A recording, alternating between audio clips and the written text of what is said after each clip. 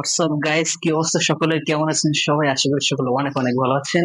আজকে আমরা চলে আসলাম, আসরের পর আমরা ঘুরতে গেছিলাম সন্ধ্যা নদীতে। সেখানে গিয়ে আমরা দেখতে পেলাম কিছু লোকজন কাঁকড়া ধরতেছিল। আপনাদের সাথে সেই ভিডিওটি শেয়ার করলাম। আর দেরি না করে ভিডিও শুরু করা যায়।